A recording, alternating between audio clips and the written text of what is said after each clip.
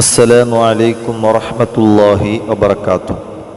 പ്രിയപ്പെട്ട സഹോദരി സഹോദരന്മാരെ, ഇന്ന് പറഞ്ഞു തരുന്നത് പല കാര്യങ്ങൾക്കും പരീക്ഷിച്ച് ഫലം കിട്ടിയ ഒരു ആത്മീയ ഒറ്റമൂലിയാണ് പറയാൻ പോകുന്നത്. എല്ലാവരും ഇത് നിത്യജീവിതത്തിൽ പതിവാക്കുക.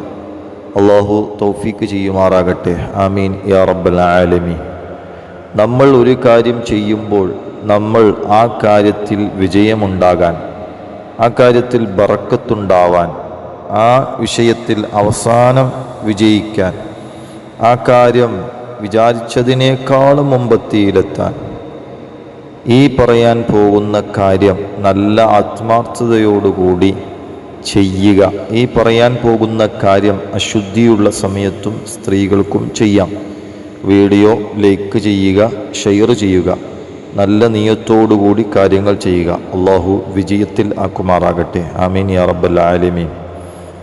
ഒരു കാര്യം ആരംഭിക്കുന്നതിന് മുമ്പ് യാ അവ്വലു യാ ആഖിറു, അള്ളാഹുവിൻ്റെ അസ്മാഉൽ ഹുസ്നയിലെ വളരെ പ്രധാനപ്പെട്ട രണ്ട് പേരുകളാണ്, രണ്ട് ഇസ്മുകളാണ് യാ അവ്വലു യാ ആഖിറു.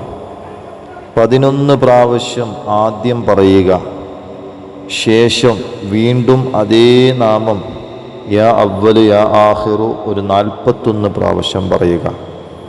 നമ്മൾ ഉദ്ദേശിച്ച കാര്യങ്ങൾ റബ്ബിൻ്റെ മുമ്പിൽ സമർപ്പിക്കുക. അവസാനം 11 പ്രാവശ്യം യാ അവ്വലു യാ ആഖിറു എന്ന് പറയുക.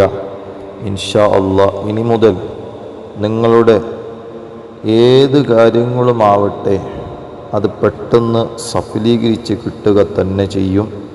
ഇൻഷാ അല്ലാഹ്. അസ്സലാമു അലൈക്കും വറഹ്മത്തുള്ളാഹി വബറകാതുഹു.